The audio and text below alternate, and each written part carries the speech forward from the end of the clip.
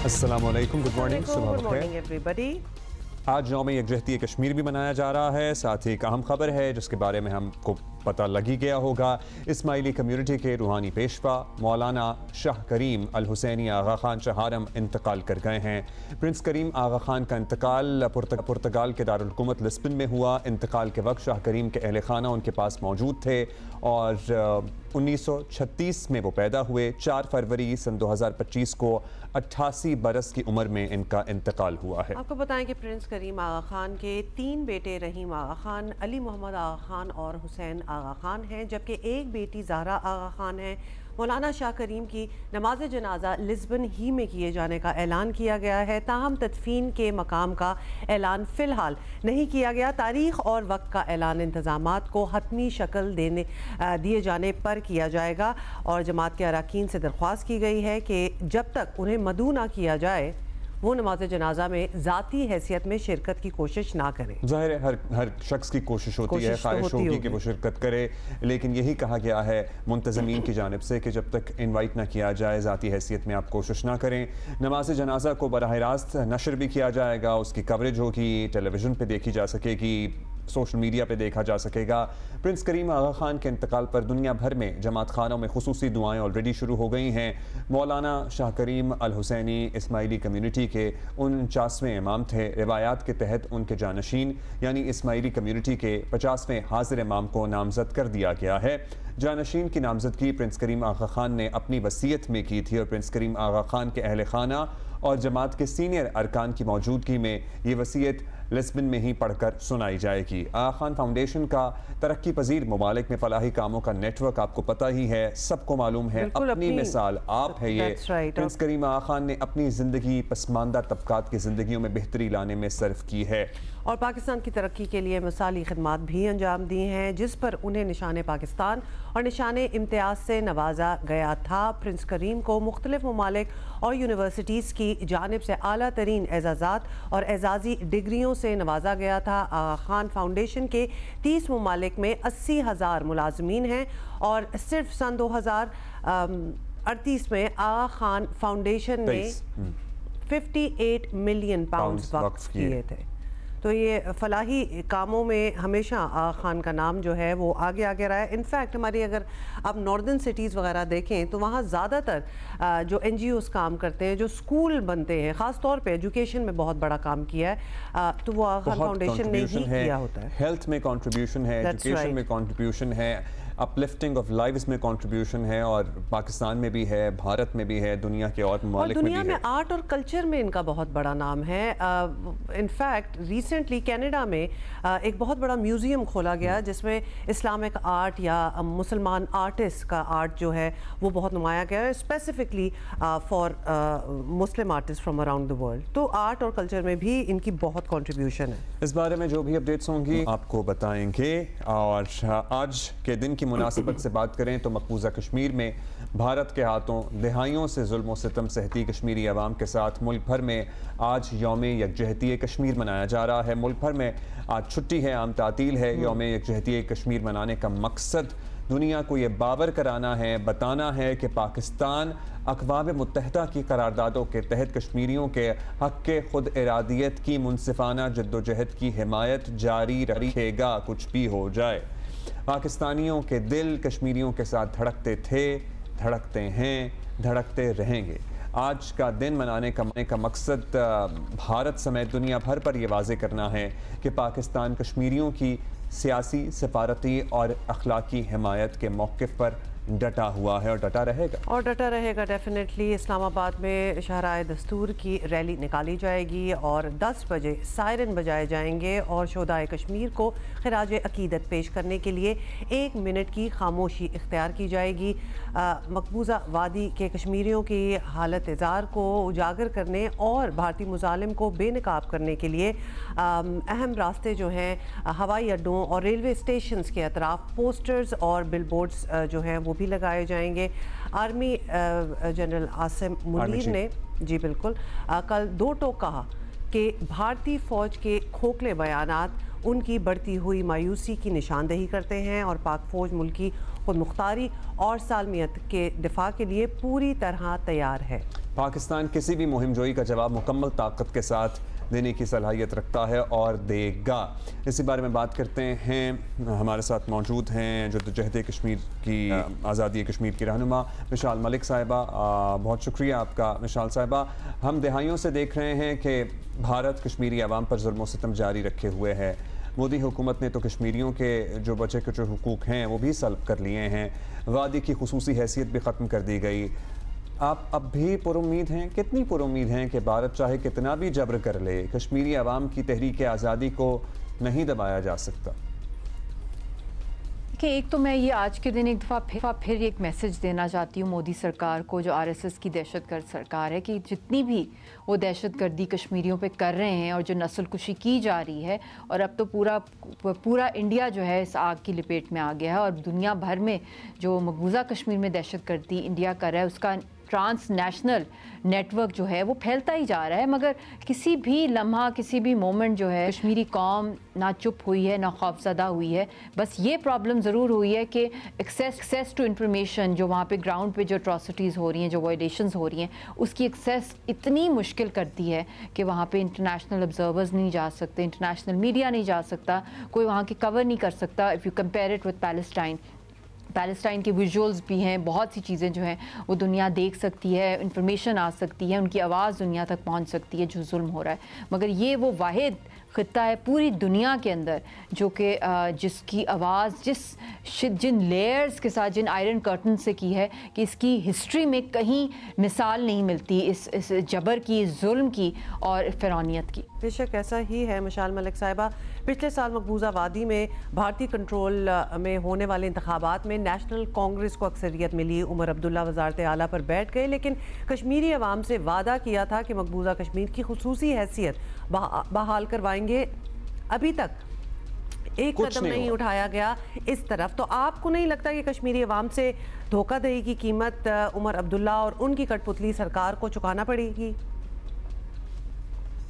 कि जो जितनी दिहाइयों से कठपुतली सरकार ही हैं, जो ये ख़ानदान है चंद, जिन्होंने हमेशा से कश्मीरियों के खून पे, उनकी लाशों के ऊपर सियासत की है, और यही वो ख़ानदान है जिन्होंने इनको और ज़्यादा हिंदुस्तान के काले कवानीन और इनकी आर्मी की तादाद ऑक्यूपेशनल फोर्सेस की बढ़ाई है इन्हीं जाली पपेट असेंबलीज़ के थ्रू।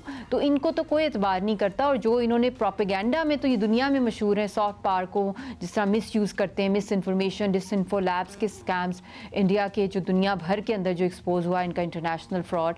तो ये इस वक्त जो भी इन्होंने इन इलेक्शंस के दौरान भी जो कोशिश की कि दुनिया को एक टोपी ड्रामा दिखाया कि लोग वहाँ पे वोट करें, वो भी जो चंद निकले वो गन पॉइंट पे निकले एज ऑलवेज, वो एक फुटेज के लिए इन्होंने करनी होती है। और दूसरे जो इसमें तादाद जो वोटर्स की है बता रहे हैं, ये वो वोटर्स हैं जिनको हिंदुस्तान ने वहाँ की डोमिसाइल्स इशू कर दी हैं 5 अगस्त के बाद। वो इंडियंस हैं, वो वहाँ के गोस्ट वोटर्स हैं जिनको वोटिंग राइट्स दिए गए हैं और उन्होंने ऑनलाइन वोटिंग की है मोस्ट ऑफ देम। तो इसलिए ये सब फ्रॉड हैं। और जो भी ये वादे करते हैं, इन्होंने कभी भी जो है कश्मीरी कौम के साथ लॉयल्टी नहीं की। इन्होंने हमेशा पावर हंगरी रहे हैं, हिंदुस्तान के बूट चाटे हैं इन्होंने, और उनके इशारों के ऊपर इन्होंने जो भी इक़दाम करने होते हैं तो करेंगे। तो ये तो हमें पता था पहले भी ये फ्रॉड हैं, और इन कठपुतली सरकार को ना पहले कश्मीरी तस्लीम करते, ना अब करते हैं, ना आएंगे। मिशाल मलिक साहिबा, पाकिस्तानी आलमी फ़ोरम पर कश्मीरियों के लिए अपनी भरपूर आवाज़ उठाता आया है पाकिस्तान, लेकिन भारत पर इसका कोई असर नहीं हुआ। ऐसा तासुर उभर रहा है कि आलमी ताकतों के मफादात की वजह से आलमी सतह पर कश्मीरियों का मुकदमा जो है वो कमज़ोर पड़ता जा रहा है। आप ये बताएं कि ऐसा और क्या कर सकता है पाकिस्तान कि प्रेशर आए भारत? बिल्कुल, ताकि प्रेशर आए और दुनिया को भी ये बात नज़र आए। इम्पॉर्टेंट बात है कि हम लोगों को एक तो सबसे पहले के भी हालात देख लें कि वर्ल्ड ऑर्डर ही इस दौर का अगर आप देख लें तो जेनोसाइड एक लाइव पूरी दुनिया देख रही है पैलेस्टाइन के अंदर, मगर कोई उस पर रोका ही नहीं जा रहा, कोई एक्शन नहीं खास लिया जा रहा। अभी हाल ही में कुछ पैलेस्टीनियन जो हैं, जो प्रिजनर्स को रिलीज़ किया गया है, जो कि एक वेलकम स्टेप है। मगर उसके अलावा अगर हम देखें जो जेनोसाइड 5 अगस्त 2019 से लेकर अब तक कश्मीरियों का हो रहा है, तो उनकी कोई सुनवाई नहीं हो रही। तो this is a failure of the world order, of United Nations, of international law, of जनीवा conventions. तो ये मैं समझती हूँ कि अगर दुनिया जो है वो खामोश तमाशाई रहेगी और अपनी कन्वीनियंटली ब्लाइंड आइड रहेगी और डेफ एंड डम हो जाएगी, तो फिर तो अवाम ने, दुनिया की पब्लिक ने, ख़ास तौर पे जो सबसे मजलूम है वो तो कानून अपने हाथ में लेंगे। अगर हमारी पुरअमन आवाज़ों को, जो हमारी सियासी आवाज़ें हैं, उनको फांसी घाट चढ़ाया जाएगा, हमारी आवाम को अपने डेमोक्रेटिक राइट नहीं दिए जाएंगे, काले कवानीन के थ्रू दहशतगर्दी कराई जाएगी हिंदुस्तान की तरफ से, rape as a weapon of war, ये सब कुछ जेनोसाइड नया नॉर्म बन जाएगा दुनिया के अंदर, तो फिर तो कोई वर्ल्ड ऑर्डर ही नहीं है। फिर तो हर लिहाज से तितर बितर हो जाना है दुनिया का सो कॉल्ड इंटरनेशनल लॉ। तो ये अगर दुनिया में हमने ग्लोबल पीस की बात करनी है, ग्लोबल सिक्योरिटीज़ की बात करनी है, तो दैट इज़ इम्पॉसिबल अगर हम लोग कश्मीर को सेट असाइड करते हैं और उसको नॉन एग्जिस्टेंट मोड में या फ्रीज़ करने की दुनिया की पावर्स करती हैं, तो ये तो फटेगा। और ये 3 न्यूक्लियर कंट्रीज़ के बीच में है और उस वक्त तक आई थिंक बहुत देर हो चुकी होगी, और जो अभी दुनिया जो है इस तरह डीप स्लम्बर में चली गई है। तो this all fault lies on the international community and the United Nations, that they have not failed to assert that level of pressure to punish and hold India accountable for all these war crimes. शुक्रिया आपका, बहुत शुक्रिया आपका, और इंशाल्लाह ऐसा ही हो और कश्मीरी अवाम जो है उसको एक रिलीफ मिले। मतलब टू थिंक कि पूरी ज़िंदगी जनरेशन्स ने इसी तरह गुजारी है। एब्सोल्युटली। कराची के सालाना कैलेंडर में अब बहुत से अदबी सकाफती मेले होते हैं, लेकिन कराची लिटरेचर फेस्टिवल का अपना ही मकाम है और इस बार इसका 16th एडिशन है, यानी 16 साल से ये फेस्टिवल है जो हो रहा है। और ऑर्गेनाइजर्स बता रहे हैं कि 7 फरवरी से 9 फरवरी तक होने वाले इस फेस्टिवल में 200 से ज़ायद मुल्की और गैर मुल्की शख्सियात शरीक होंगी। Let's find out. ये नंबर बड़ा मैजिकल होता है, नई हकीकतें आप पे आश्कार होती हैं 16 साल में। सो इस दफा नया क्या कर रहे हैं, नया क्या कर रहे हैं हम जानेंगे। हुसैन साहब हमारे साथ हैं, मैनेजिंग डायरेक्टर हैं KLF के। अर्शद साहब, thank you so much for coming.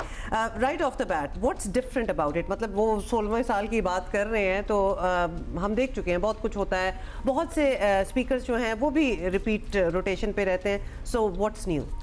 सो अभी हम थोड़ी देर पहले बात कर रहे थे 16 is a coming of age. तो कराची लिटरेचर फेस्टिवल हमारा पाकिस्तान में पहली दफ़ा इंट्रोड्यूस 2010 में हुआ था और we were the pioneers in bringing literature festivals to Pakistan to encourage the art of reading, जो कि is a dying trait. तो इस साल जो यूनिक चीज़ है वो ये है कि हमने अपने फेस्टिवल को डिफरेंट जॉनराज में डिवाइड किया हुआ है। ऑफ कोर्स सबसे बड़ा सेगमेंट लिटरेचर होगा, उर्दू और अंग्रेज़ी अदब, और लेकिन इसके अलावा एजुकेशन है, कल्चर है, पब्लिक इंटरेस्ट का सेगमेंट है, जिसमें आप लोग जो the most pressing issues facing the people of Karachi and more generally Pakistan and world issues, उसमें आप इकोनॉमी भी आ जाती है, आपकी लॉ एंड ऑर्डर सिचुएशन भी आ जाती है, तो वो है।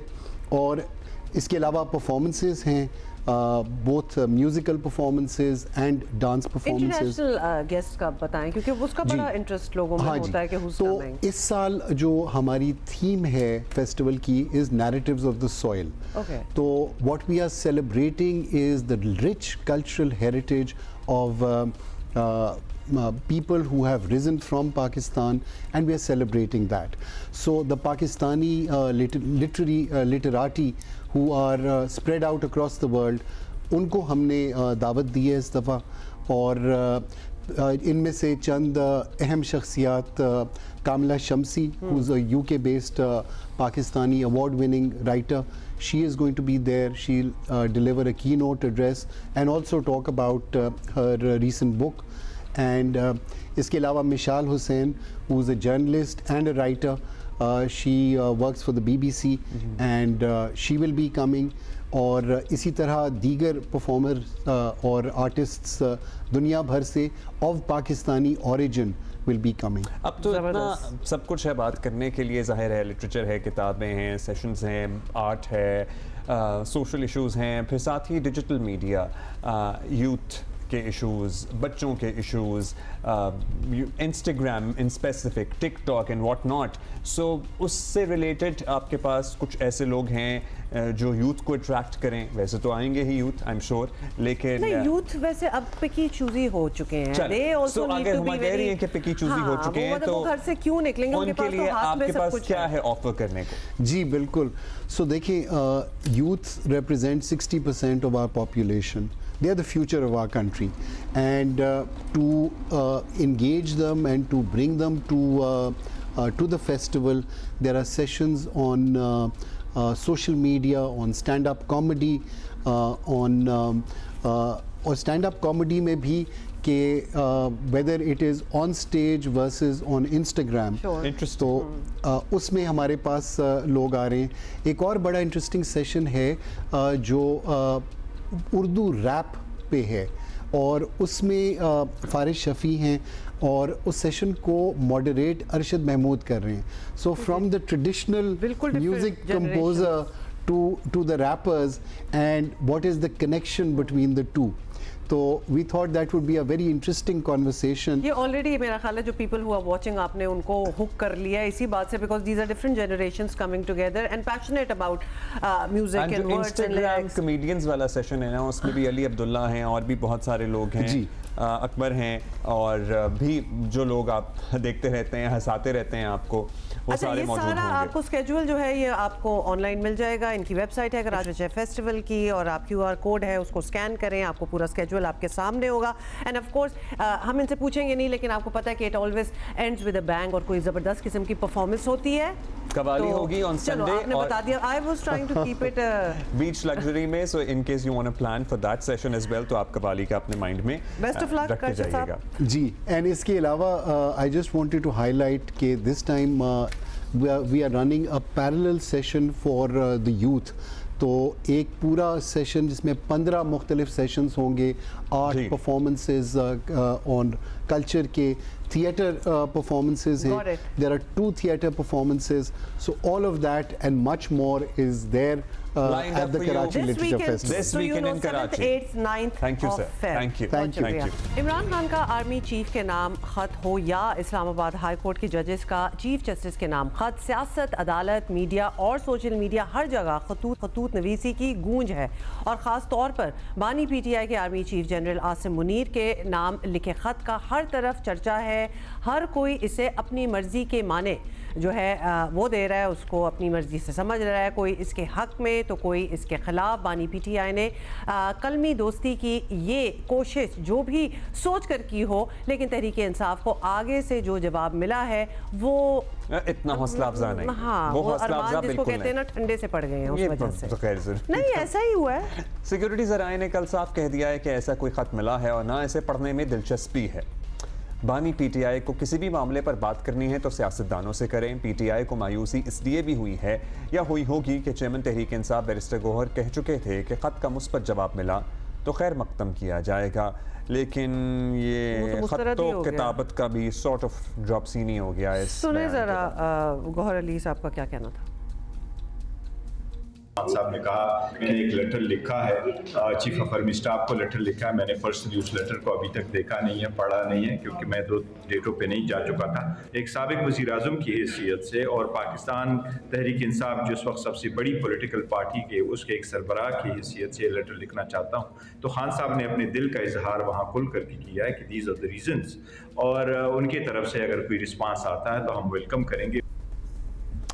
तहरीक इंसाफ के नज़दीक ख़त में कुछ भी ऐसा नहीं है जो इस बात का इशारा करता हो कि बानी PTI ने अपनी पॉलिसी बदली है, मगर हुकूमत इस मामले में काफ़ी संजीदा है। लीगी रहनुमा इस पर अपने मिजाज और तबीयत के मुताबिक, आपको पता ही है, जो मिजाज जिसका है वैसे वैसे रद्द अमल दे रहा है। लेकिन सिक्योरिटी ज़राए का ये कहना कि हमें कोई शौक़ नहीं है इस किस्म के किसी भी ख़त का पढ़ने में, वो थोड़ा सा एम्बैरेसिंग भी। हाँ, थोड़ा सा एम्बैरेसिंग भी है। सीनियर तजियाकार मुनीब फारूक हमारे साथ हैं। मुनीब, आप भी हमें समझा दें, इमरान खान का आर्मी चीफ को ख़त उन्हें मिला या नहीं मिला? पब्लिक को तो बताया गया है कि क्या कुछ लिखा गया था उसमें, और कुछ लोग इसे इदारे के ख़िलाफ़ साजिश समझ रहे हैं और कुछ लोग दोस्ती की एक कोशिश भी समझ रहे हैं। तो आपकी राय में क्या मकसद था इस एक्सरसाइज का? बहुत शुक्रिया आपका उमर अब्दुल्ला। देखिए, अहम बात यह है कि ये खत लिखा गया इमरान खान साहब की जानिब से, और दुरुस्त आपने कहा कि कंटेंट्स तो सबको पता है, लेकिन मुझे लगता है कि ये इमरान खान साहब की तरफ से एक ऑनस्लॉट है, एक चार्जशीट किस्म की चीज है जो की गई है। हाँ, ये बात जरूर है कि वो इसमें एक तरह की एंगेजमेंट भी चाहते हैं। वो कह रहे हैं कि आप ये एनआरओ ज़दा हैं जिनको आप इतना प्रमोट कर रहे हैं, और बेसिकली उसमें अंडरलाइंग मैसेज एक ये भी होता है कि आप मुझसे बात करें, मैं मकबूल लीडर हूँ। दूसरी बात यह है कि इमरान खान साहब 8 फरवरी के हवाले से एक माहौल भी बनाना चाहते हैं, और उनका हदफ पाकिस्तान की फौज और उसके सरबराह जनरल आसिम मुनीर हैं। वो आज ये ओपन खात उन्होंने अब इसलिए सामने रखा है ताकि एक इम्प्रेशन बने और उनके वोटर सपोर्टर को पता चले कि उनका हदफ क्या है। इसमें मुझे कोई शक और शुबे की गुंजाइश नजर नहीं आती कि पाकिस्तान के आर्मी चीफ को इमरान खान साहब टारगेट कर रहे हैं। फौज को बहैसियत इदारा उन्होंने पाकिस्तान के आर्मी चीफ से मुख्तलिफ या दूर रखने की कोशिश की है, और उन्होंने एक डिस्टिंक्ट डिवीजन पैदा करने की कोशिश की है फौज और उसकी क़यादत के अंदर। और जिन 6 पॉइंट्स का उन्होंने जिक्र किया है वो तो मैं क्या कहूँ, अगर 26वीं यानी तरमीम का एक एलिमेंट निकाल दे, क्योंकि माजी में एस्टैब्लिशमेंट हुकूमत उस वक्त की अदलिया के साथ थी, तो उसके अलावा तो तमाम बातें वही कुछ हैं जो इमरान खान साहब के दौर में भी हुई और करोफर से हुई। हाँ, ये बात जरूर है कि जब वक्त गुजरता है तो सख्ती या इंसानिटी का जो लेवल्स होते हैं वो कई दफा चेंज हो जाते हैं या ऊपर चले जाते हैं। वही अब हुआ है और इसके अंदर मुझे कोई तब्दीली नजर नहीं आती। मेरे नजदीक ये एक आप कह सकते हैं अंडरलाइन कोशिश है एंगेजमेंट की भी, और लेकिन सबसे बड़ी बात यह है कि उन्होंने 8 फरवरी के एहतजाज के हवाले से अपने वोटर सपोर्टर को एक हदफ, एक टारगेट दिया है और एक माहौल क्रिएट करने की कोशिश की। अच्छा मुनीब साहब, ये भी बता दीजिए कि तहरीक इंसाफ के रहनुमाओं की बातें सुनें तो वो तो इस मामले पर बड़े मुहतात हैं। इस खत को मामूल की कार्रवाई करार देने की भी कोशिश की गई बास की तरफ से। हुकूमत अलबत्ता सरप्राइजिंगली बड़ा सीरियस ले गई इसे या ले रही है। उनके तहफ़्फ़ुज़ात में वज़न है? देखिए, हुकूमत के तहफ़्फ़ुज़ात तो ऐसे ही हैं कि हुकूमत इसको वाकई सीरियसली देती है, खासतौर पर जिस तरह राना सनाउल्लाह साहब ने दिया। सो मुझे लगता है कि तहरीक इंसाफ तो डिस्टेंस करने की कोशिश कर रही है इस पूरे मामले से, लेकिन ज़्यादा इम्पॉर्टेंट एस्पेक्ट ये है कि इस पूरे मामले के अंदर जो पूरा एक पोजीशन है हुकूमत की वो ये है, जिस तरह वज़ीर दिफा ने कहा कि एनआरओ की कोशिश है। वेराज देखिए 1971 में शेख मुजीबुर रहमान के भी अगर देखा जाए, जब 1970s के हवाले से हम देखते हैं पाकिस्तान 2 लख्त हुआ तो शेख मुजीब के भी 6 पॉइंट्स थे, और यहाँ इमरान खान साहब ने भी जनरल आसिम मुनीर साहब को याया खान पार्ट 2 कह के एड्रेस किया है हमेशा। तो इसके अंदर एक वो शायद एक पेस्टर भी कर रहे हैं अपनी जगह, एक सिमिलैरिटी भी ड्रॉ करने की कोशिश कर रहे हैं इन 6 नुकात से, इस ओपन खत से, और वो डायरेक्टली एक्यूज कर रहे हैं पाकिस्तान के आर्मी चीफ को। तहरीक इंसाफ इसको डिस्टेंस इसलिए कर रही है क्योंकि तहरीक इंसाफ को पता है कि इस खत का ब्लो बैक आएगा, आ सकता है। अलबत्ता फौज ने अपनी कोर कमांडर्स कॉन्फ्रेंस के अंदर कोई इस खत के हवाले से कोई बात ही नहीं की, और गैर सरकारी तौर पर भी जो बातें पता चली हैं वो ये कि इसकी कोई अहमियत नहीं है, ना ही कोई ऐसा खत मिला है। लेकिन हाँ, तहरीक इंसाफ इस इम्प्रेशन में है कि ये खत काउंटर प्रोडक्टिव होगा, लिहाजा इससे जितनी दूरी इख्तियार की जाए उतना ही अच्छा। चलें जी, ये भी हो गया। मुनीर फारूक, बहुत बहुत शुक्रिया। लेट्स सी कि क्या निकलेगा। ऑल्दो इस एटलीस्ट इस ख़त के हवाले से जवाब तो आ ही चुका है कि they are not even interested. हाँ, बट तहरीक इंसाफ अगर अपेरेंटली इस पर डिस्टेंस अख्तियार करने की कोशिश कर रही है तो मतलब ये सब कुछ होने से पहले नहीं सोचा जाता कि इसका क्या असर होगा या इसके क्या असरात होंगे।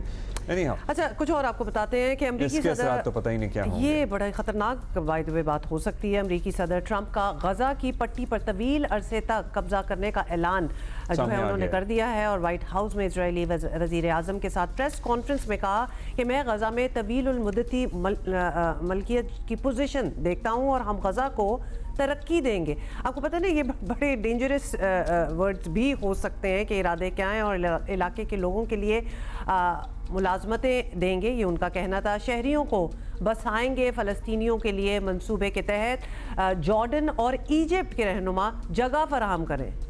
तो मतलब जो नेटिव्स हैं उनको निकाल के जगह को तरक्की देंगे और अपने लोग बसाएंगे, जैसे पहले किया है। मशरिक़ वस्ता के दीगर रहनुमाओं से बात हुई, उन्हें फ़लस्तीनियों को गजा से मुंतकिल करने का आइडिया पसंद आया है। उन्होंने कहा अपने मंसूबे के बाद गजा में दुनिया भर के लोग आबाद होते। अच्छा जरा सुन लेते हैं ना कि उनका अपना क्या कहना था, बाकी तो हम एक्सप्लेन करते रहेंगे। बहुत सी उन्होंने बातें की हैं। उन्होंने कहा जी इजराइल, गजा और सऊदीया का दौरा करूंगा और सऊदी अरब तो बहुत मददगार साबित होगा। हमें उम्मीद है कि जंगबंदी बरकरार रहेगी। बहुत से ममालिक जल्द ही इस अमन मुआहदे में शामिल होंगे। और अमरीकी सदर के बयान पर ऑल्दो सऊदी वजारत खारजा ने अपना दो टोक मौक़िफ़ दे दिया है, रद्द-ए-अमल आया है सामने और कहा है कि फ़लस्तीनी रियासत के क़याम के बगैर सऊदी अरब इजराइल से ताल्लुकात कायम नहीं करेगा। फ़लस्तीनी रियासत के क़याम से मुताल्लिक सऊदी अरब का मौक़िफ़ मजबूत है, गैर मुतज़लज़ल है। वली अहद सल्तनत के मौक़िफ़ की खुली और दो टोक अंदाज से तस्दीक करते हैं। सऊदी अरब के मौक़िफ़ को किसी भी हालात में किसी तशरीह की इजाज़त नहीं है किसी को भी। फ़लस्तीनियों से मुताल्लिक सऊदी अरब के मौक़िफ़ पर गुफ्तशुनीद की ही नहीं जा सकती। सो उन्होंने कहा है जी नो डिस्कशंस एट ऑल। सबसे पहले तो थैंक गॉड फॉर इट कि इतना स्ट्रांगली वर्डेड एक टाइमली आया है रिस्पॉन्स और फौरन ही आ जाए। मतलब प्रेस कॉन्फ्रेंस हुई है जहां इन्होंने क्योंकि एक मजाका खेज सी बात लगती है ना कि will take over the Gaza strip. Trump साहब का ये कहना था take over the Gaza strip. वो पहले बेचारे डिस्प्लेस बैठे हैं, या बात उनको रिहेबिलिटेट करने की होनी चाहिए। अलबत्ता जी ये बात हो रही है कि हम तो इनको निकाल देंगे कि बेसिकली बाकी जो इर्द गिर्द के मुल्क हैं जॉर्डन, इजिप्ट वगैरह, वो इनको अकोमोडेट कर ले और हम क्या 5 स्टार बना देंगे गजा को। ये जब आए भी हैं तो इस किस्म की स्टेटमेंट्स ट्रंप की साइड से आई थी। सऊदी अरब का तो मौक़िफ़ आया, दुनिया के रहनुमा हैरान हैं, दंग हैं। ऑस्ट्रेलियावी वज़ीर आज़म ने इतना सख्त हैरानी का भी इज़हार किया है, रद्द-ए-अमल भी दिया है। समुंदर पार पाकिस्तानी वजारत हो या वजारत मजहबी अमूर, ये वो वजारतें हैं जिनसे लाखों अफराद का वास्ता रहता है और कभी हुकूमत को समुंदर पार पाकिस्तानियों के रवैये से शिकायत रहती है तो कभी बैरून मुल्क मुकीम पाकिस्तानी सिफारती अमले से नाखुश दिखाई देते हैं और समुंदर पार पाकिस्तानी सियासी बुनियादों पर तासुब बरतने की भी शिकायत करते हैं। और ऐसे पाकिस्तानी भी हैं जो बैरून मुल्क ख़ास तौर पर हज, उम्रा या ज़ियारती मकामात पर किसी तरह खलीजी ममालिक का वीज़ा लेकर वहाँ भीख मांगने जो हैं वो शुरू कर देते हैं और मुल्क का ऑब्वियसली नाम भी बदनाम होता है। अब हज भी आने वाला है और लाखों पाकिस्तानी ये मुकद्दस फरीज़ा जो है वो अदा करने की तैयारियों में ही हैं। और ये धड़का भी लगा है कि ना जाने हुकूमत ने उनके लिए क्या इंतजामात कर रखे। एक और सबसे बड़ा मसला इंसानी स्मगलिंग का है। गैर कानूनी तरीके से यूरोप जाने वालों की कश्तियां आए दिन, लिटरली अब तो लग रहा है हर हफ्ते खबर आ रही है कि कश्ती डूब रही है, जिसमें दर्जनों पाकिस्तानी अब तक जान गंवा चुके हैं। इस मसले पर भी काबू नहीं पाया जा रहा। ख़ासतौर पर पंजाब के चंद शहरों में इसका बहुत ज़्यादा रुझान है। वफाकी वज़ीर बराए समुंदर पार पाकिस्तानियों, तरक्की, इंसानी वसाइल और वज़ीर मजहबी उमूर चौधरी सालिक हुसैन हमारे साथ मौजूद हैं। उनसे पूछते हैं कि इन से निपटने के लिए हुकूमत क्या कुछ कर रही है, क्या करने का इरादा रखती है। शुक्रिया चौधरी साहब। चौधरी साहब, माजी में हम देखते रहे हैं कि पाकिस्तानी आज़मीन को बुनियादी, सबसे पहले हज की बात कर लें, बुनियादी सहूलियात ना मिलने की शिकायत भी रहती है। हज का पूरा प्रोसेस एक अलग ही इम्तिहान बना नज़र आता है। वैसे ही मुश्किल है, ज़ाहिर है, सही है। अब इस बार हज के लिए जो मुआहिदा हुआ है उसके बाद क्या आप लोग गारंटी करेंगे कि मसाइल सामने ना आएँ, लोगों को सहूलियात मैसर हों जो जिसके वो पैसे दे रहे हैं, जो चाहिए उन्हें? बिस्मिल्लाहिर्रहमानिर्रहीम। मैं समझता हूँ कि जी आपकी बात बिल्कुल बजाय है कि हमेशा कोई ना कोई इश्यूज़, मसाइल और शिकायत लोगों को रहती हैं। लेकिन आप ये देखें कि ये एक ऐसी जगह पे हो रहा है जहाँ पे 20 लाख से ज़्यादा लोग एक ही जगह इकट्ठे हो रहे हैं, जिसमें से तकरीबन 1,70,80,000 जो हैं वो सिर्फ पाकिस्तान से हैं। तो यकीनन जब इतनी ज़्यादा तादाद हो तो चंद मसाइल तो होते ही हैं, लेकिन हमारी भरपूर कोशिश रही पिछले साल भी और इस साल उससे भी ज़्यादा हमने कोशिश की है कि जो हमें शिकायत पिछले साल मिली या ख़ुद जो हमने मुशाहिदा किया वहाँ पे फ़िज़िकली ग्राउंड पे जाके, तो इंशाअल्लाह ताला वो सब चीज़ों में बेहतरी आएगी। इस दफ़ा कई ऐसी इस्लाहात हैं जो आज से पहले कभी हज में नहीं हुई। इंशाअल्लाह ताला वो भी इस दफ़ा जो हुज्जाज जाएंगे उनको वो फ़ील होगा। जिस तरह मिना में जो खेमे थे वहाँ हमेशा वाटर कूलर होते थे, इस दफ़ा वहाँ पे AC होंगे, जिप्सम के बने होंगे। कई ऐसी और हमने चीज़ों में बेहतरी लेके आए हैं, उसी कीमत में नहीं बल्कि उससे भी सस्ती करके। तो इंशाअल्लाह ताला इस दफ़ा और मज़ीद बेहतर होगा हज। चलिए, ये चीज़ वाली तो आपने अच्छी बात की है, लेकिन बहुत रिलीफ मिलता है इससे भी, बहुत बड़ी चीज़ है। ये तो अच्छी बात होगी, लेकिन एक और भी मसला है और इस बार हज के लिए तो ऑब्वियसली आप काफ़ी पुरुमीद नज़र आते हैं, लेकिन एक और मसला ये है जो हाल ही में एक्चुअली हमारे मुल्क की बड़ी बदनामी का बायस भी बना है, उम्रा, ज़ियारत और किसी और तरह के वीज़ों पर खलीजी ममालिक जाकर भीख मांगने वालों का ये जो धंधा है। तो ये रोकने का क्या तरीका हो सकता है और क्या कवानीन को सख्त बनाना पड़ेगा, क्योंकि this is become national embarrassment, actually पूरे मुल्क के लिए एम्बेरसिंग है। देखिए जी, इसमें पाकिस्तान की बहुत बदनामी है और ये हम सब के लिए एज ए पाकिस्तानी भी एक शर्मनाक चीज़ है। लेकिन देखें, इसके पीछे पूरा माफिया है और माफिया जो आपको पता ही है कि उनके हर तरह हर जगह पे उनके जो हैं वो कारिंदे मौजूद होते हैं जो उनको प्रोटेक्ट भी करते हैं, डिफेंड भी करते हैं। लेकिन इस दफ़ा गवर्नमेंट बहुत क्लियर है, क्योंकि ये इंटरनेशनल लेवल के ऊपर हमारी जो है एक जागरसाई हुई है। अब आपको पिछले दिनों कुछ हफ्तों से महीनों से ये ख़बरें नहीं आ रही होंगी कि बैगर्स पकड़े गए हैं, कई फ़्लाइट से उनको ऑफलोड भी किया गया लोगों को, क्योंकि उनकी शनाख्त करना कोई इतना मुश्किल काम नहीं है। और दूसरा ये कि सबसे ज़्यादा ज़रूरी है कि जो इनको भेजवाने वाला है, जिसने इनका वीज़ा लगवाया है, या जो ट्रैवल एजेंसी इन कामों में इन्वॉल्व है, उनके ऊपर क्रैकडाउन करना बहुत ज़रूरी है। या हमारे अपने इदारों का अगर कोई बंदा उनकी पुष्टपनाही कर रहा, तो वज़ीर-ए-आज़म साहब ने इस पर मेरा ख्याल है हर दूसरे दिन मीटिंग कॉल करते हैं, ये बैगर्स के पॉइंट ऑफ व्यू से भी और बेसिकली जो लोग इलीगली बाहर जा रहे हैं उसके ऊपर। अच्छा सर, एक तरफ ये सब कुछ है, दूसरी जानिब इंसानी स्मगलिंग का कारोबार है। हर 2-4 माह बाद गैर कानूनी तौर पर जाने वालों की कश्तियाँ डूब रही हैं, लोग मर रहे हैं, बाज़ फिर भी नहीं आ रहे हैं। ख़ास तौर पर आपके अपने इलाके में ये लिटरली इफरीत है, ये कल्चर बहुत आम है। इस पे क्या कर रहे हैं, किस तरह रोकना है, क्या प्लानिंग है? देखिए, ये ख़रीदो फ़रोख्त का एक सिलसिला है। मैं बिल्कुल सादे लफ्ज़ों में अगर आपको बताऊं तो कि हर बंदा बेहतर से बेहतरीन की तलाश में जो है वो रहता है। वो देखते हैं अपने मोहल्ले में एक लड़का बाहर गया और पीछे उसके पूरा ख़ानदान का लाइफस्टाइल चेंज हो गया, तो उसके अंदर ये उम्मीद जाग उठती है कि मैंने भी यही करना है, मैं भी बाहर जाऊंगा तो ज़िंदगी बदल जाएगी।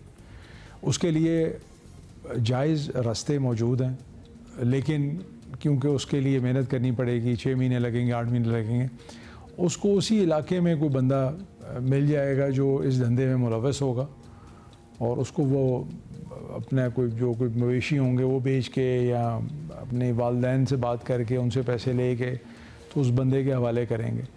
लेकिन उसका कोई एंड नहीं है। आप ये देखिए ना, अगर वो लीगली वहाँ पहुँच भी जाते हैं तो वहाँ उनको वो डिपोर्ट कर देंगे कुछ महीनों बाद, ना उसको कोई प्रॉपर नौकरी मिलेगी वहाँ पे। इसलिए हम ज़्यादा से ज़्यादा प्रमोट कर रहे हैं। पिछले साल 7 लाख बंदा जेन्युइन तरीके से पाकिस्तान से बाहर गया। हम इस चीज़ को मज़ीद प्रमोट करेंगे, मज़ीद मौक़े तलाश करेंगे। लेकिन ये ऐसा एक धंधा है जिसके अंदर इतना पैसा इन्वॉल्व है कि नीचे से ऊपर तक जो है वो सफाई होने की ज़रूरत है, और मैं समझता हूँ सफाई का सिलसिला शुरू हो गया। अच्छा, फाइनली ये भी बताइएगा कि एक तासुर ये है कि ओवरसीज़ पाकिस्तानीज़ की बड़ी तादाद मौजूदा हुकूमत में शामिल जमातों के साथ नहीं, और वो इस हुकूमत के ख़िलाफ़ दुनिया भर में मुजाहरे भी करते नज़र आते हैं। तो क्या आपके लिए, आपकी मिनिस्ट्री के लिए, आपकी हुकूमत के लिए ये बहुत बड़ा चैलेंज नहीं है कि इसको क्या किया जाए इसके साथ? जी बिल्कुल, मैं समझता हूँ कि चैलेंज इसलिए भी है क्योंकि उनको हमेशा से एक ही बात बताई गई कि सब बुरे हैं, सिर्फ एक अच्छा है। उनको कभी इंगेज ही नहीं किया किसी दूसरी सियासी जमात ने। उनके जेन्युइन मसाइल हैं, जेन्युइन प्रॉब्लम्स हैं, हमने उनको एड्रेस करना है। आज वज़ीर-ए-आज़म साहब ने ओवरसीज़ पाकिस्तानीज़ का 20 ममालिक से डेलीगेशन आया हुआ था, अभी वज़ीर-ए-आज़म हाउस में, मैं उधर से होके आ रहा हूँ। तो ये करने की ज़रूरत है, उनको इंगेज करने की ज़रूरत है। आज रात को उनको हमने दावत दी हुई है, जो हमारे चेयरमैन OPF के उन्होंने, तो उनके साथ हम बैठेंगे, बातचीत करेंगे, इंगेज करेंगे। मतलब वो पाकिस्तानी है, हम उनसे बात इसलिए नहीं करते कि ये किसी और जमात की है, इनसे तो बात करने का फ़ायदा नहीं, ऐसी बात नहीं है। मेरे लिए जो भी पाकिस्तान से बाहर है, चाहे वो किसी भी सियासी जमात का हो, वो मेरा फ़र्ज़ बनता है और कि मैं उसकी दादरसी भी करूँ, उसके लिए फैसिलिटीज़ भी यहाँ पे हम मुहैया करें, और जिस तरह से भी मैं उसके काम आ सकूँ मैं काम आऊँ। बहुत शुक्रिया चौधरी सालेक हुसैन साहब। और लेट्स सी, इंशाल्लाह पहले तो हज की बात कर लें कि बिल्कुल स्मूथली हो, अल्लाह करे, और जो आपने इम्प्रूवमेंट्स किए हैं वो भी चलें उसी तरह और लोगों को पसंद भी आएँ। So that's one thing. एक तरफ हज की तैयारी जी शुरू हो रहे की बात हो रही है, दूसरी तरफ आईसीसी चैंपियंस ट्रॉफी का जुनून जो है वो भी जबरदस्त उसकी तैयारी। किस बात पे आए उसका सर चढ़कर बोल रहा है, टिकटें हाथों हाथ बिक रही हैं। चैंपियंस ट्रॉफी की तो मेरा ख्याल है बिक गई हैं। 23 फरवरी को दुबई में जो स्केड्यूल्ड है ना इंडिया पाकिस्तान टाकरा जो है, वो तमाम टिकटें 1 घंटे से कम वक्त में रिकॉर्ड मालियत में फरोख्त हो गए हैं और तमाम टिकट्स आपको बता दें तकरीबन 3 अरब 47 करोड़ रुपए में फरोख्त हुए। क्या हो रहा है, क्या हो रहा है?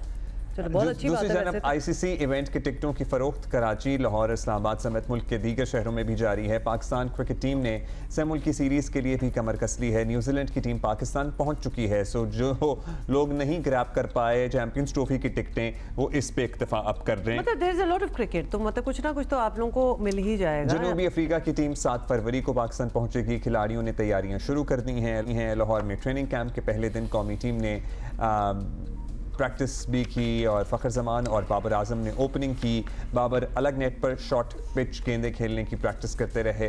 पाकिस्तान क्रिकेट टीम आज शाम 4:30 बजे से 7:30 बजे तक शाम में ट्रेनिंग के लिए मैदान में उतरेगी। मतलब ये बड़ी इंसाइट दी है आपको अब्दुल्ला ने कि अगर किसी ने पहुंचना है हेलो हाय करने के लिए, वेव करने नहीं जा सकते हैं, प्रैक्टिस सेशन देख सकते हैं कि नहीं देख सकते ही होंगे। ऑफ कोर्स सिक्योरिटी होगी, you can't meet, but I am sure दीगर मुल्कों में तो वैसे आपको पता है ना, देख लेते हैं लोग। हां, देखते होते हैं। सुहेल इमरान है हमारे साथ मौजूद और सिकंदर बख्त भी हैं हमारे साथ। क्या हाल है आप दोनों का? अच्छा, पहले तो हम 3 अरब और 27 करोड़ रुपए जिसमें इंडिया पाकिस्तान मैच के टिकट्स जो है फरोख्त हुए। मतलब just a few words Sikandar कि अगर ये मैच पाकिस्तान में होता, मतलब अब हम तो सिर्फ यही सोच रहे हैं कि इतनी डिमांड के हाथों हाथ टिकट्स जो हैं वो बिक गए। क्या ही बात होती है अगर ये पाकिस्तान में इंडिया पाकिस्तान का मैच हो रहा होता? देखिए, बहुत बड़ी बात होती और भारत भी आता, उसको भी पता चलता कि हम कितने अच्छे हैं। पूरे क्रिकेटर्स इसका जिक्र करते हैं, इंडिया के सारे क्रिकेटर्स ये जिक्र करते हैं। जब भी वो पाकिस्तान आए उन्होंने हद से ज्यादा एंजॉय किया, लोगों ने उनका हद से ज्यादा ख्याल रखा। मगर एक जहनी कैफियत हो, और ऐसी एक जहनी कैफियत हो जिसके अंदर जो है अगर आपके वो चेंज नहीं हो सकती हो तो फिर उसका कोई इलाज नहीं। ये ला इलाज मर्ज है। मैं भारत को आपके प्रोग्राम के तोफैल BCCI और भारत को ये चैलेंज कर रहा हूँ कि अगर आपने इतना ही हमसे नफरत करनी है, आप हमसे ICC के मैच ना खेला करें। जब भी आपका कोई राउंड पड़े तो आप फोरफिट कर दें। कह रहे हैं जी हमने पाकिस्तान से खेलना नहीं है, खेलना भी है, उसमें पैसे भी बनाने हैं, तो मगर नखरे भी करने। तो हाँ। मैं BCCI और पूरी भारत की जो हुकूमत है उसको चैलेंज कर रहा हूँ कि आप में इतनी गैरत है, शर्म है। मैं I am sorry I have to use this word. उन्होंने बहुत ज्यादा किया Pakistan. A lot of words are being, you know, they are floating around, so you can use those words as well because लोगों के बहुत strong opinions हैं।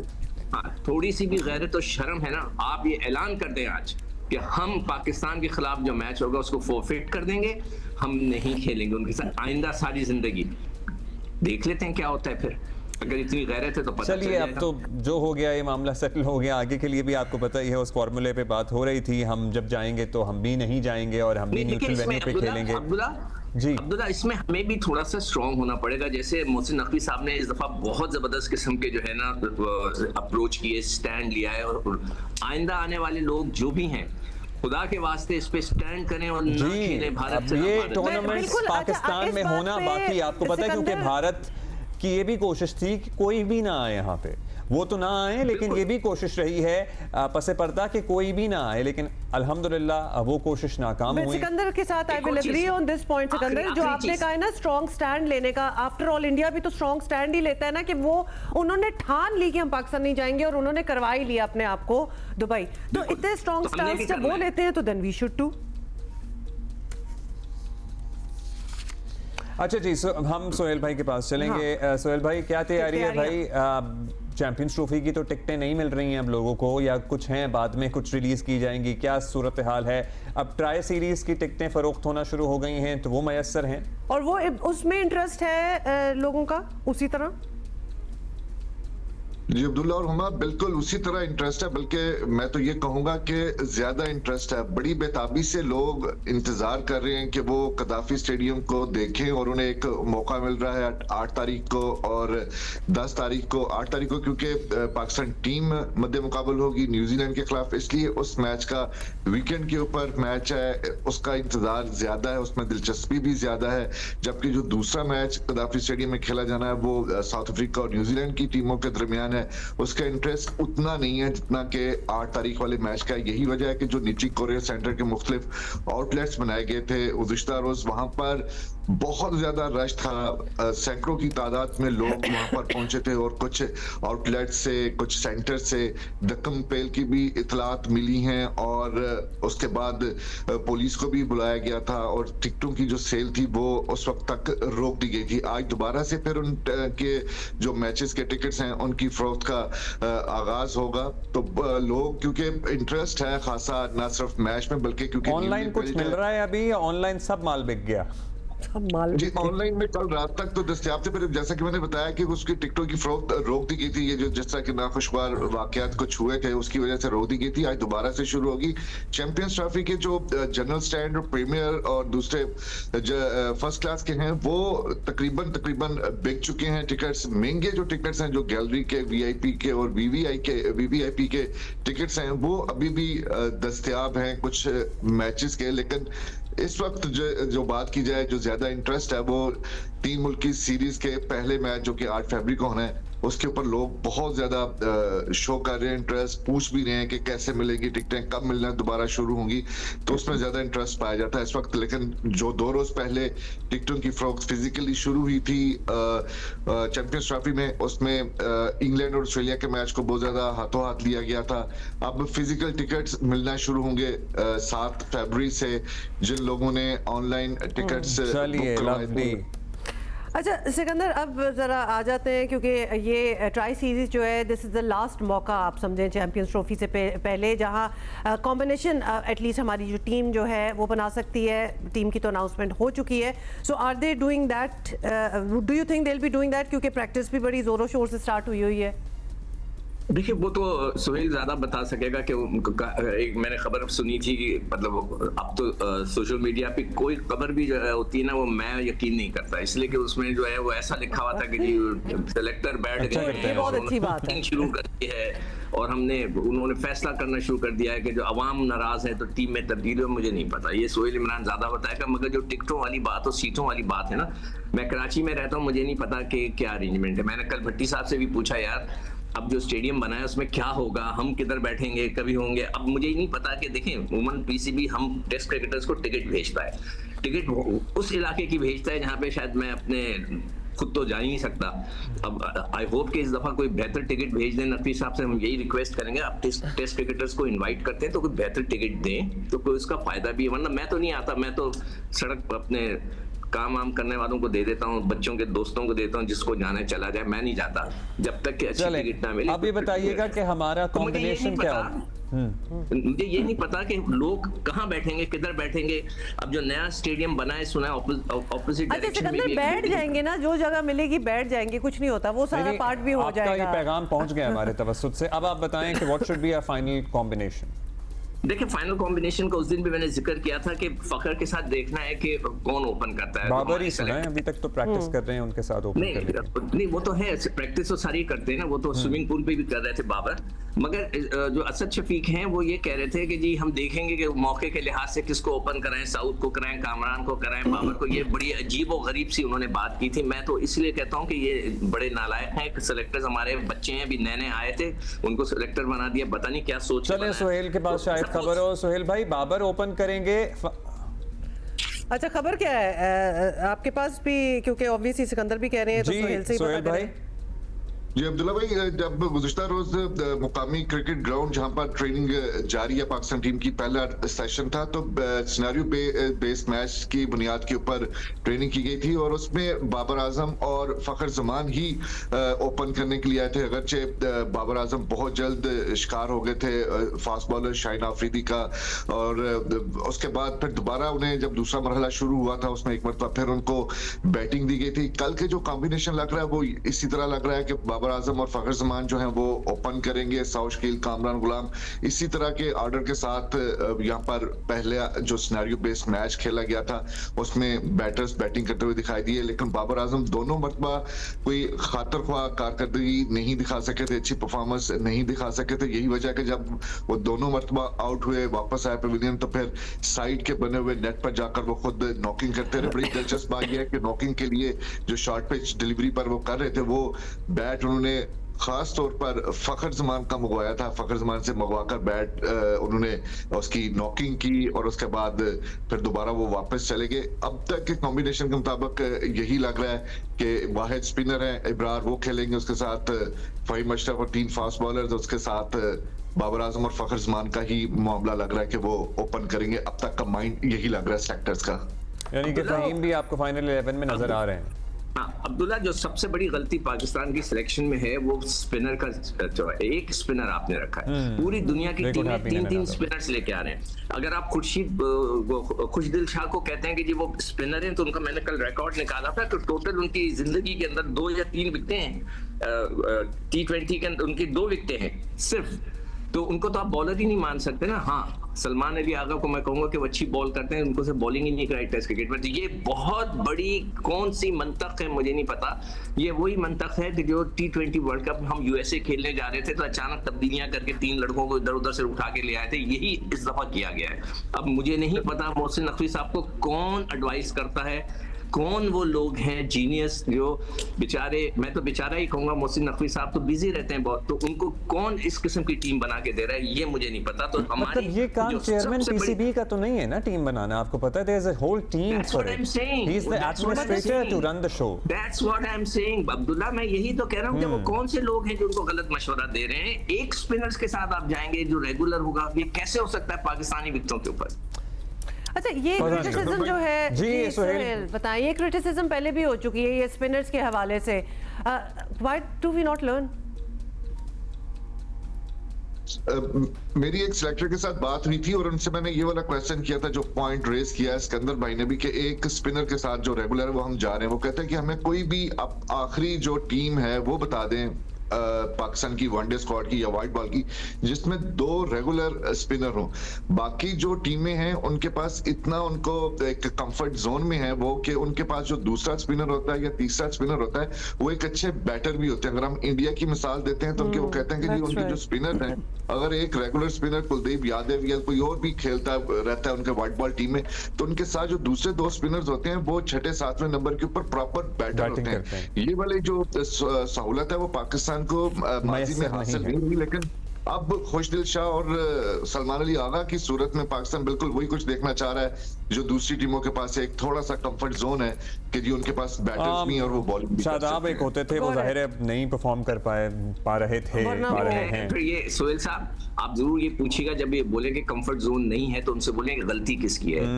ये तो चलेंगे, ये तो बहुत लंबी बहस है। We can not elaborate on this because time, thank you ji time खत्म हो गया है। Sohail Sikandar, thank you so much for being with us. आज हमारे पास बड़े इंटरेस्टिंग गेस्ट हैं जिनसे हमने ब्रेक में बड़ी बातें की हैं, लेकिन आपकी भी बातें कराएंगे। इंटरनेशनल रेसलिंग मेगा चैंपियन हैं अतहर जाहिद, मेरे साथ बैठे हैं, इनसे हमने बहुत सी बातें करनी है, लेकिन उससे पहले आपको कुछ दिखाना है। तभी माहिरीन जनाब बताते हैं कि उनके मुताबिक देर तक मोबाइल फ़ोन, टैबलेट या कंप्यूटर स्क्रीन के सामने बैठने से बच्चों में सेहत के मुख्तलिफ मसाइल जन्म ले रहे हैं। हमारे घर में हो रहा है तो हाँ, ये तो हम सारे देख रहे हैं, हम सब देख रहे हैं। और सबसे बड़ी चीज़ तो ये है अटेंशन स्पैन ज़ीरो होता जा रहा है। खाना है तो मोबाइल की वजह से खाना है या वीडियो की यूट्यूब की वजह से खाना है। सारा दिन बच्चे आउटडोर एक्टिविटी ख़त्म हो चुकी है। मुझे लगता है वालिदैन भी नम हो गए हैं, अब उन्हें नहीं समझ आता कि बच्चों के साथ हम क्या करें। मैं आपको सही बता रहा हूँ, इसकी मेजर वजह यह है कि हम वालिदैन खुद अपने मोबाइल में इतना मसरूफ रहते हैं कि बच्चों को बिजी रखते हैं। यही तो बच्चे भी तो यही चीज़ उठा रहे हैं ना। अच्छा, ये आप जरा रिपोर्ट देखें, शवाला असलम ने बड़ी स्पेशल रिपोर्ट बनाई है हमारे लिए। इम्पोर्टेंट चीज़ ये है कि कितना स्क्रीन टाइम होना चाहिए। स्क्रीन से मुराद हम उसमें मोबाइल भी ले लेते हैं, उसमें आईपैड्स भी ले लेते हैं, टैबलेट्स और लैपटॉप बच्चे जो इस्तेमाल करते हैं। अमेरिका का एक इदारा है सेंटर ऑफ डिजीज़ कंट्रोल, जो बहुत अथॉरिटी है, उनके मुताबिक पैदाइश से लेकर 2 साल तक के बच्चों का स्क्रीन टाइम बिल्कुल ज़ीरो होना चाहिए।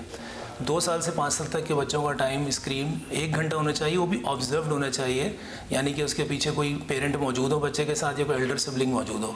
और 5 साल से 17 साल की उम्र जो कि बहुत इंपॉर्टेंट एज है, उस पर 2 आवर्स होने चाहिए, ये भी जहन में रखते हुए कि इसमें बच्चा स्कूल से भी आ रहा है, वो भी स्क्रीन वहाँ पे भी यूज़ कर रहा है। आजकल जो रिसर्च के बाद आ रही है कि 3 किस्म के इम्पैक्ट्स बच्चों पे आ रहे हैं, नेगेटिव किस्म के। उसमें एक फ़िज़िकल यानी जिस्मानी है, दूसरे नफ्सियाती साइकेट्रिक, और तीसरे सोशल हैं। बच्चा जब मुस्तकिल मोबाइल पे अटैच रहता है तो वो अपनी सोशल एनवायरनमेंट से बिल्कुल दूर हो जाता है। बच्चों की अगर फ्रेंडशिप्स होती हैं तो वो ख़त्म हो रही होती हैं, और या फिर वो नए फ्रेंड्स नहीं बना पाता। बहुत ज़्यादा मोबाइल यूज़ करने से बच्चों की नींद के डिस्टर्ब पैटर्न बहुत ख़राब होते हैं। नींद जब डिस्टर्ब होती है तो ऑटोमेटिकली उनकी स्कूल परफॉर्मेंस ख़राब होती है। स्कूल से अक्सर कंप्लेन माँ बाप लेके आते हैं कि इनकी स्कूल परफॉर्मेंस ख़राब हो रही है, चिड़चिड़ापन हो रहा है, स्लीपी हो रहे हैं बच्चे।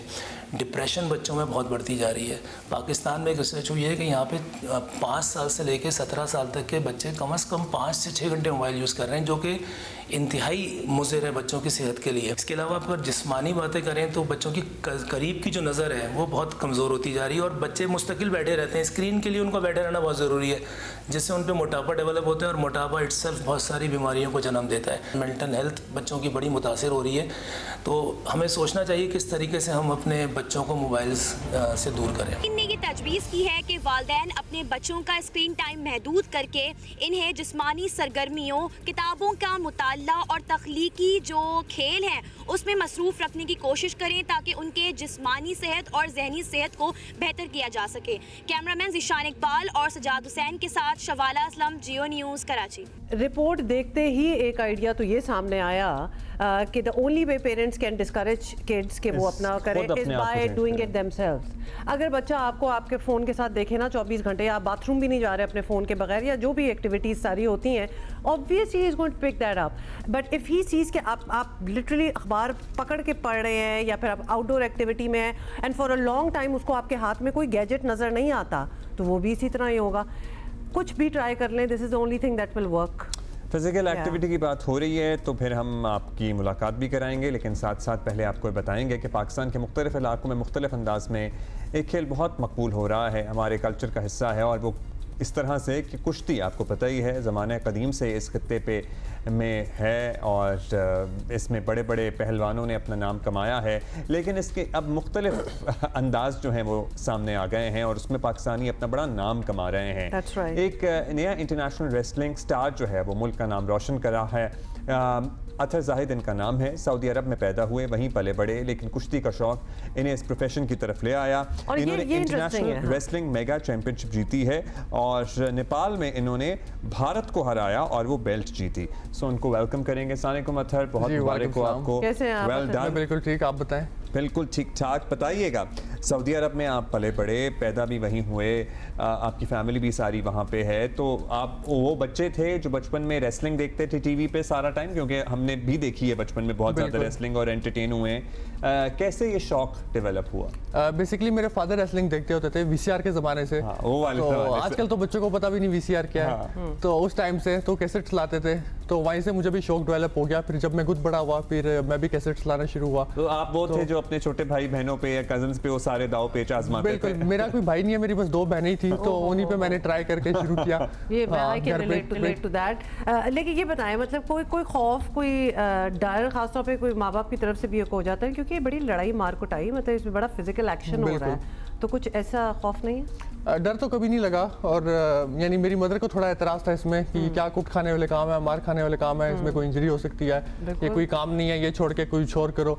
तो लेकिन मेरा शौक था, पैशन था, मैं कहता था रेसलिंग मेरे ब्लड में है, मैं इसको नहीं छोड़ सकता। How did you prepare for it? तैयारी कैसे करते हैं? यू आर यंग, मतलब जब आपने स्टार्ट किया उससे पहले आपने अपने आप को किस तरह बनाया? बेसिकली मेरी जो ट्रेनिंग है वो मैं 12 साल की एज से कर रहा हूँ, और हाँ, तो स्कूल के टाइम से ही तो मैं करते करते यानी इस तरह फिर मैंने प्रोफेशनलिस्ट की ट्रेनिंग ली। मेरे कोच हैं WWE के रेसलर हैं कलिस्तो, तो उन्होंने मुझे सारा कुछ ट्रेन किया है, मुझे गाइड किया है कि मेरी ये स्ट्रेंथ है, ये वीकनेस है, अब मैंने ऐसे करना है।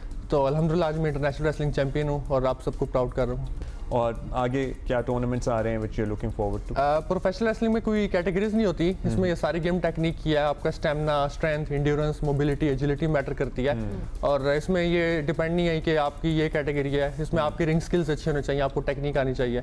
और अभी मेरे आगे टूर्नामेंट्स आ रहे हैं वर्ल्ड वाइड, तो मलेशिया, वियतनाम, अमेरिका, थाईलैंड, तो इंशाल्लाह मैं इसी तरह आप सबको प्राउड करता रहूँगा और टाइटल जीतता रहूँगा पाकिस्तान के लिए। अच्छा, ये आप ज़रूर यहाँ बताना चाहते हैं, क्योंकि यहाँ कोई वेट कैटेगरी वगैरह नहीं होती है। अदरवाइज हमारे पास जो रेसलर्स पहले कभी आए, you look very slim and very smart, तो आपको देख के उस तरह नहीं लग रहा, लेकिन आपकी टेक्निक कोई कमाल की होगी कि आप माशाल्लाह जीतते चले आ रहे हैं। बेसिकली ये भी है क्योंकि जब मैं पाकिस्तान आता हूँ, मेरा यहाँ पे सडन वेट लॉस हो जाता है। अच्छा। 10 to 12 kg। मुझे पाकिस्तान का खाना पीना सूट भी नहीं करता, तो एक ये सऊदी के खालिस साफ सुथरे खाने खाते हैं ये, मंदी तो इधर क्या सूट करेगा। बट बेस्ट ऑफ लक अतर जाहिद, अच्छा लगा आपसे मिल। भाई फिजिकल एक्टिविटी वो ना फ़ोन छोड़ें और बच्चों को भी किसी फिजिकल एक्टिविटी में लगाएं, it will be more rewarding. जी, ज़िला दादू और जामशोरो समेत सिंध के मुख्तलिफ इलाकों में मवेशी बिलखुसूस भैंसों में एक पुरस्रार बीमारी फैलने लगी है। भैंसों के मुंह और टांगों के मुख्तलिफ हिस्सों में जख्म नमूदार हो रहे हैं, जिसकी वजह से ये ना खा पा रहे हैं, तो ना चल पा रहे हैं। फुट एंड माउथ डिजीज जो एक होती थी एक ज़माने में, तो कुड बी हमारे नुमाइंदे हैं रियाज नारेजो, वो हमें बता रहे हैं क्या सूरत हाल है। जी बिल्कुल, मैं भी दादू शहर के अंदर उस मकामात पे मौजूद हूँ जहाँ पे भैंसों के बाड़े मौजूद हैं। यहाँ पे जो मवेशी मालकान हैं उनकी शिकायत है, ना सिर्फ इस शहर के अंदर दादू ज़िले की बात करें बल्कि जामशोर अजला के मुख्तलिफ शहरों से भी ये शिकायत पाई जाती है कि जो मवेशी हैं, बिलखुसूस हम बात करें भैंसों की, उनके अंदर एक पुरस्रार बीमारी पाई जाती है। उस बीमारी से ये होता है कि जो भैंसें होती हैं उनके मुँह पक जाते हैं, उनके पाँव पक जाते हैं और इस आलम में ये कमज़ोरी का शिकार होती हैं और उठने बैठने से भी माल होती हैं। जैसे कि मेरे अकब में आप देख सकते हैं ये एक भैंस मौजूद है, इसके अंदर भी ये बीमारी पाई गई है और ये कमज़ोरी के आलम में उठने से बिल्कुल कासिर है। इस हवाले से जो मवेशी मालकान है उनका कहना है कि हमारी मुतअद्दिद शिकायत के बावजूद जो लाइव स्टॉक की टीमें यहाँ नहीं पहुँची हैं, जबकि लाइव स्टॉक टीम के जो डिप्टी डायरेक्टर है अली जान, उनका कहना है कि हमें शिकायतें मौसूल हुई हैं और हमने वैक्सीन टीमें भी भेजी हैं, मुतअद्दिद मकामात पर वैक्सीन भी की है और उनका कहना है कि ये बीमारी उन इलाकों में फैल रही है जहाँ से मवेशी बाहर से लाए गए हैं। मवेशी मालकान कहना है कि हमारे पास लाइव स्टॉक की टीमें नहीं पहुँची हैं और उस बीमारी के आलम में बेशतर भैंसें ऐसी हैं जो चलने फिरने से कासिर है। फौरी तौर पर इनका मुतालबा है कि जो लाइव स्टॉक की टीमें भेजी जाएँ ताकि मजीद नुकसान से बचा जा सके। Absolutely this needs to be taken care of immediately, क्योंकि ये तो बहुत जल्दी से फैलती हैं ये चीज़ें। बहुत शुक्रिया।